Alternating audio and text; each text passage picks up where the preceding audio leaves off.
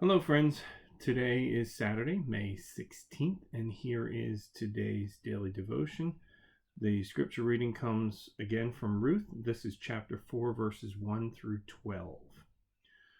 No sooner had Boaz gone up to the gate and sat down there than the next of kin of whom Boaz had spoken came passing by. So Boaz said, "Come over, friend, sit down here." And he went over and sat down.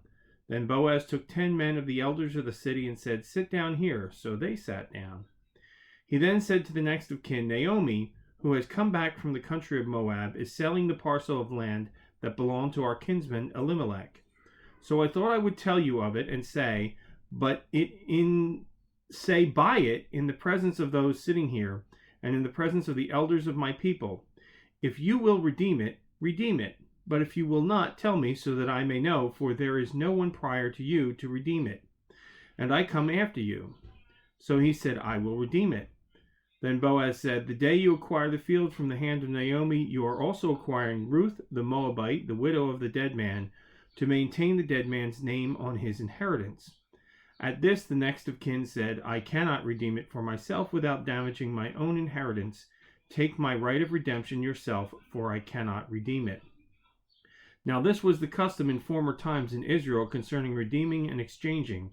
To confirm a transaction, one party took off a sandal and gave it to the other.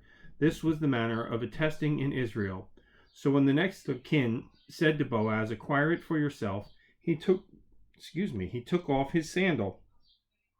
Then Boaz said to the elders and all the people, "Today you are witnesses that I have acquired from the hand of Naomi all that belongs to Elimelech, and all that belonged to Chilion and Mahlon. I have also acquired Ruth the Moabite, the wife of Mahlon, to be my wife, to maintain the dead man's name on his inheritance, in order that the name of the dead may not be cut off from his kindred and from the gate of his native place. Today you are witnesses." Then all the people who were at the gate among the elders said, "We are witnesses. May the Lord make the woman who is coming into your home like Rachel and Leah, who together built up the house of Israel. May you produce children in Ephrathah, and bestow a name in Bethlehem. And through the children that the Lord will give you by this young woman, may your house be like the house of Perez, whom Tamar bore to Judah."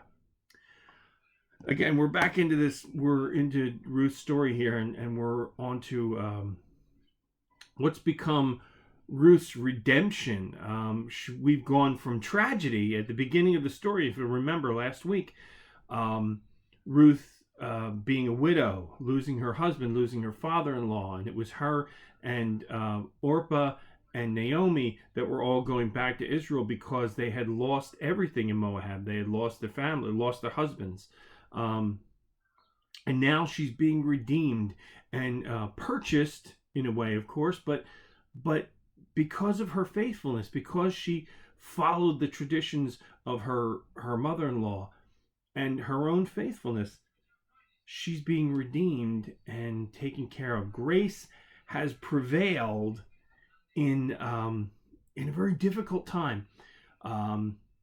That's really important to remember, especially tomorrow, for tomorrow morning's message. Grace prevails. And maybe that's the big message to take out of this whole story of Ruth so far, is that grace prevails.